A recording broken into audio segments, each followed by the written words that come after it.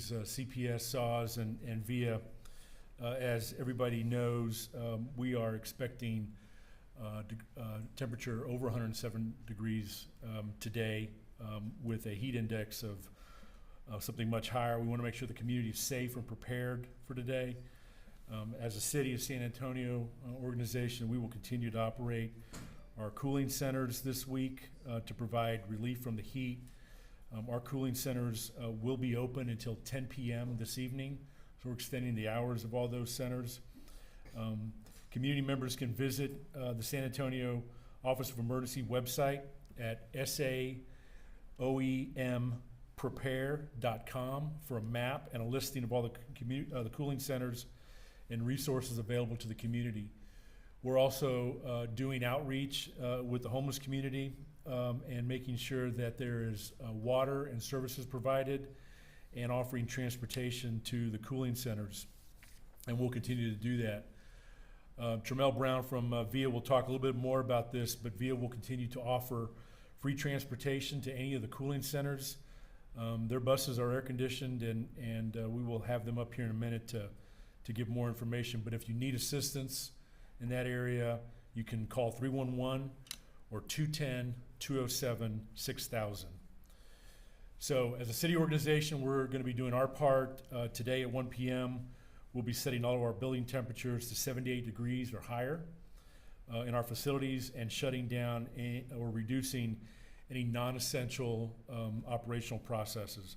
We'll also be turning off lights in any unoccupied areas and are minimizing the use of non-essential electrical equipment this afternoon.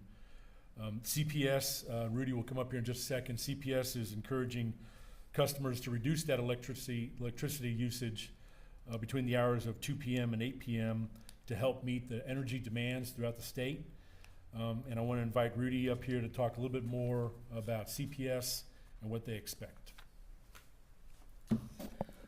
Thank you, Eric, and I appreciate everybody being here today.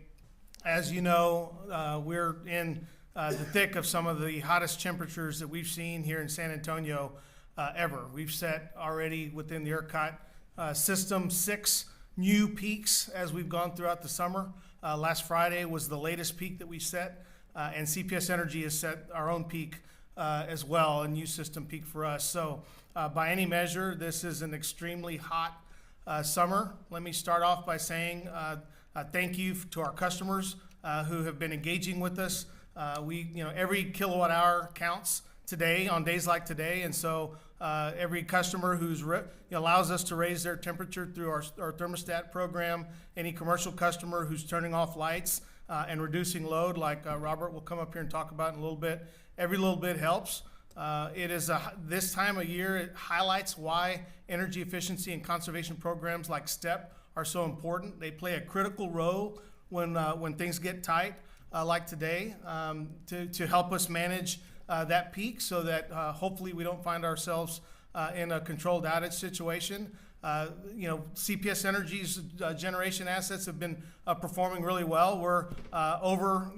We have what we need to serve our customers, and we're actually sending some back to ERCOT that will help the state manage their need on days like today. And so today we are long, and we will be sending power back into the ERCOT market. But again, when it's going to be tight today for whatever reason, when resources are less than what we've seen, typically, leaving my office coming over here, typically you'd see us in the 500 to 800, 1,000 megawatts worth of wind on a normal summer day, and today it was 100 megawatts. And all of ERCOT was about 1,000 megawatts when I looked at my screen a little earlier today, and typically there could be anywhere from 15 to 20,000 megawatts of wind. We've got a lot of wind in Texas, but on days like today where it doesn't show up, we've got to rely on traditional generation assets. And again, ERCOT is not calling for rolling outages at this moment. They're not anticipating we get there.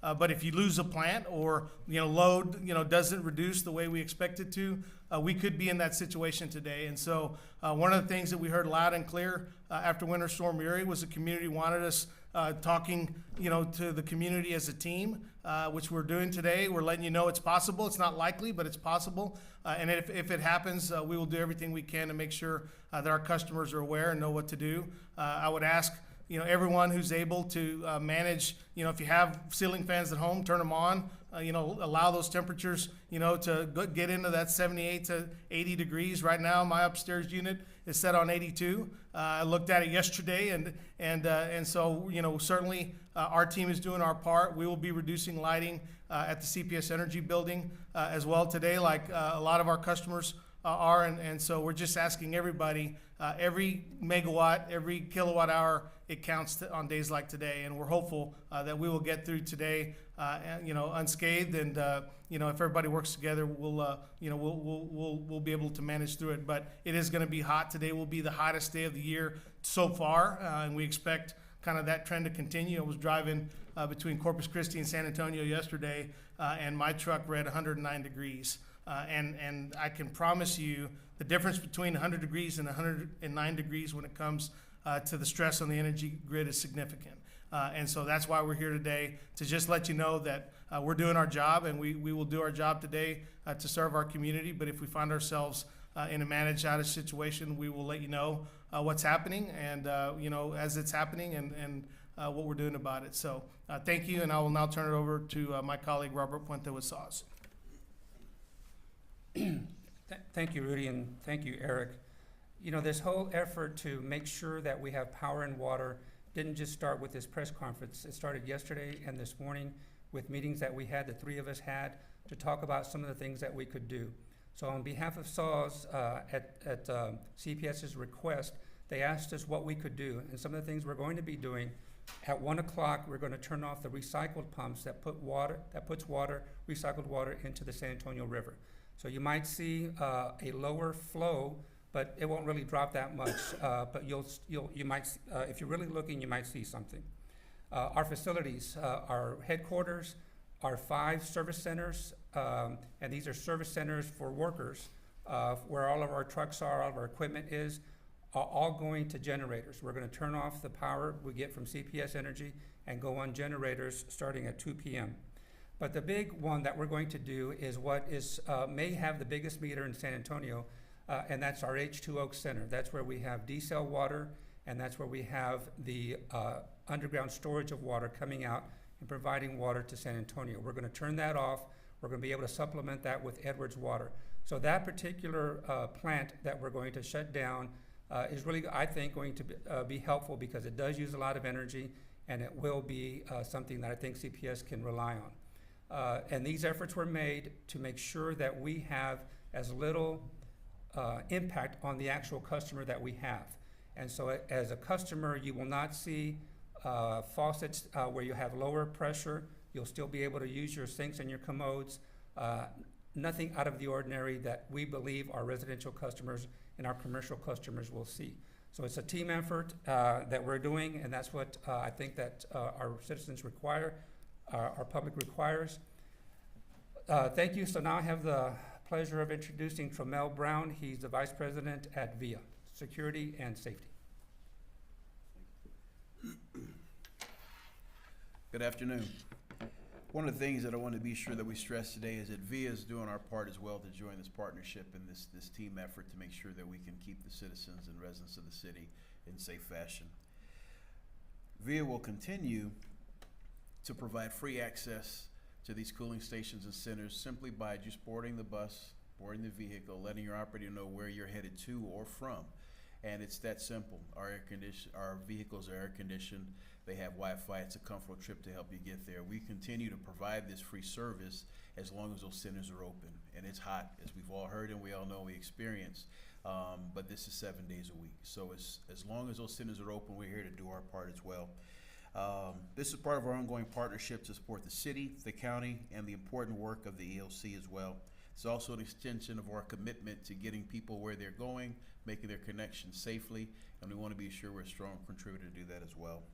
We encourage everyone to prepare for extreme weather when traveling, as well as doing that what you can to make sure that you have a safe trip while you're going, And as a customer, we want to hear what your thoughts are, but we're here for you. There may be times where you'll even see some of our frontline supervisors making their rounds at different area bus stops. They're actually providing water for some of the customers that are waiting for some of these trips as well.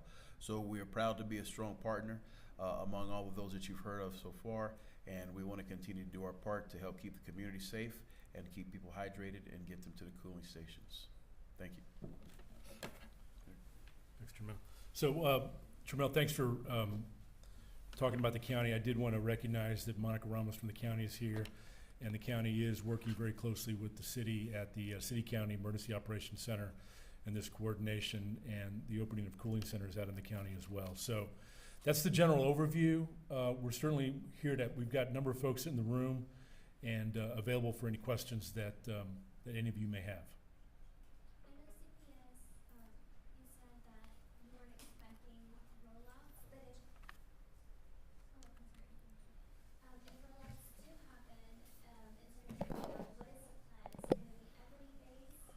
And will you have people going out to those communities that will have power to make sure they're okay? Well, one of the big differences between what we experienced in Uri and typical, it hadn't happened since 2011, but the experience will be that you'll be off for 15 minutes and then on for probably hours at a time, and we've got more parts of our system in our load shed system, so it's much more equitably kind of distributed. So I would expect the experience to be if you're impacted, if we get there. That it'd be 15 minutes at a time that you might be off, and that we should be able to kind of hit all the parts of our system, hopefully, and kind of get through it without overburdening any one part of our system. So equity is absolutely a lens that we look through, and no geographic part of our city would be spared in that situation. Everybody would kind of share equally in that obligation that we have to reduce load, and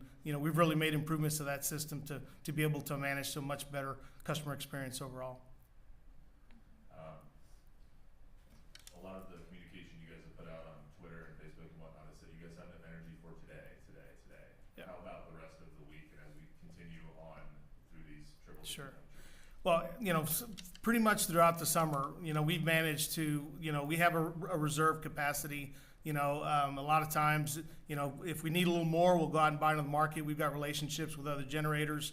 So we are always planning to have more power than we need for San Antonio. And so, today, tomorrow, the next day, weekly, we look at what we expect load to be. We look at our resources, and if we need to buy, power on the market, we can do that. And so, San Antonio, we're prepared to serve our customers, whatever the situation might be. I have a question online. Yes, ma'am. For the cooling centers, actually. Are pets allowed? A lot of people are asking. Yes. Thank you. Short and to the point. Will we see any price spikes from ERCOT?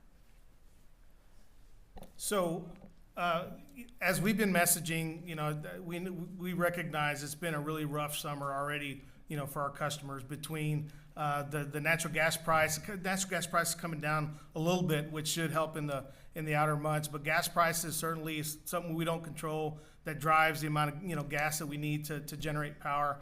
And then we've got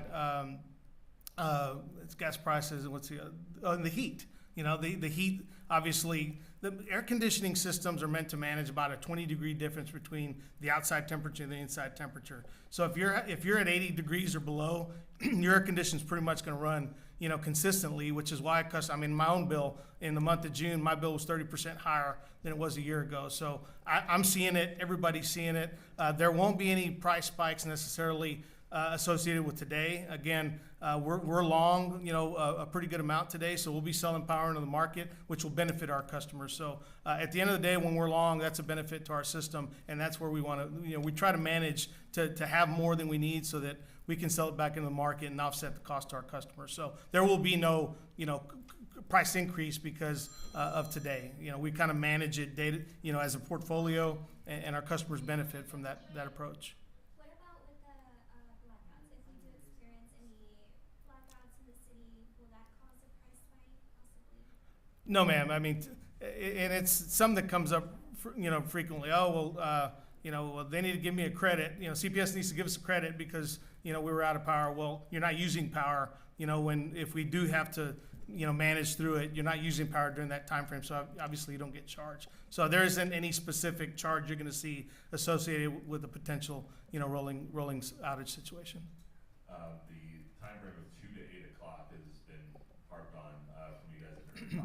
Can you give us an example of how that timeframe and how people turning off their lights or their appliances, not using those appliances, can actually help? How many gigawatts or megawatts, kilowatts could that save them, save people? And how Sure. does that help? So, like my house, I've had, my wife texted me earlier. She's like, "Hey, we've got some clothes to wash." And I was like, "Well, wash them before 1 o'clock."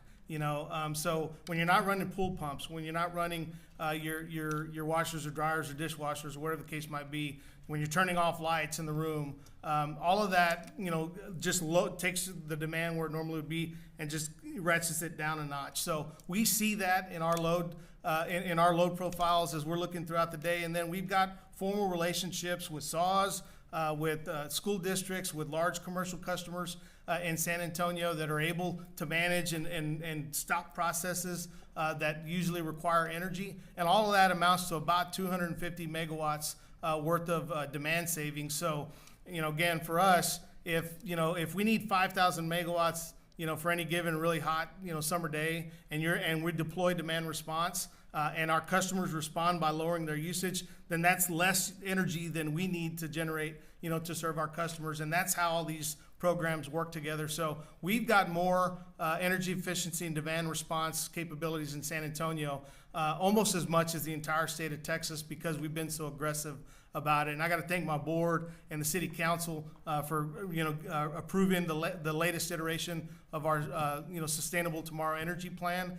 That's where we go out and work with our customers to do things like thermostat programs, of course, the demand response. All of that matters on days like today. Rudy, I have another question. In the event there are rolling blackouts, what is CPS Energy doing to make sure that the system does not get inverted to where people are without power for hours like we saw during the winter storm? Great question. So when you're able to manage to 15 minutes off and some amount of time on, the networks where we saw the power off for a long time, when you're off for hours, the last time we were off, it wasn't 15 minutes, it was hours, and you're trying to bring customers back on, when all the air conditioners or all the heaters, kick on at the same time, it can, crash the system again, and you just can't get them back on. But if it's only 15 minutes, you're able to kind of manage through that. And what we've done since Winter Storm Uri is those really big circuits where we had that problem last time, we've installed basically switching devices that allow us to take that circuit and break it up. So if we get in that situation again, we won't, you'll be able to bring everybody back on. But how our system is structured today, you're going to be 15 minutes off, and we won't see that dynamic happen again. So now, unless a car hits a pole or there's some other reason why you've got an extended outage of some kind, that's the only reason why you might be out longer. And for those customers, our customer team is, anytime we see a big outage like that, we're messaging directly to customers, letting them know something happened, and when the time that will be restored by. I do want to make a plug for any customer that has not updated their information with us recently. If they will call 210-353-2222, let us know, hey, I want to receive a text at this number, or I want to receive an email with this number with emergency response type information. We can update you, and we'll get you on those lists, because we're sending those out daily. And I don't think we've sent out one today, but we will send one out updating our customers a little later on this afternoon. Yes, ma'am. I have 3 questions. As the afternoon progresses and the demand is higher and the temperature is higher, are you in particular going to be able to give us real-time updates about how things are going here? Absolutely. Yes, Okay, ma'am. awesome. That's number 1. Number 2, you've mentioned your big partners who are standing here who have done a good job of curtailing services and cutting back. Do you feel like bragging about any other major commercial partners who are doing good for all of San Antonio? I mean, who else is helping by saying we're going to cut back? Well, all of our San Antonio doesn't have a big kind of corporate based like a lot of other communities do. But I will tell you, all of our industrial customers in San Antonio are part of our demand response program, which has allowed us to have one of the best, most robust programs in the state. So, I mean, I'll give you some examples. UTSA, great customer. All of our school districts are great, partners with us. So everybody that we think is an opportunity, schools aren't in right now, so they can kick their thermostats up, a degree, take off pumps and things, of that nature. So all of our customers that have a capability are part of our program. And like Robert, situation, there are other customers that have the capability to move to backup generation that we'll see them do that this afternoon as well.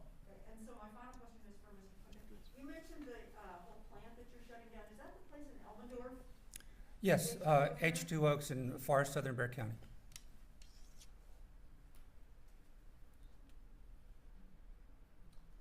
All right, well, a number of us will be, did you have another one, Steve? Okay. Well, a number of us will be here. If there's any follow-up questions, just grab one of us. And thank you. We will continue to keep the media and the public updated. Thank you.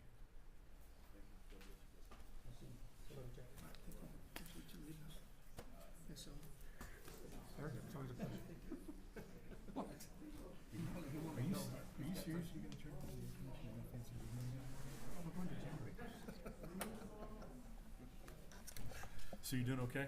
Yes, sir. How about you? Good, can't complain. Yep. Thanks, Shimon. Rudy, Rudy.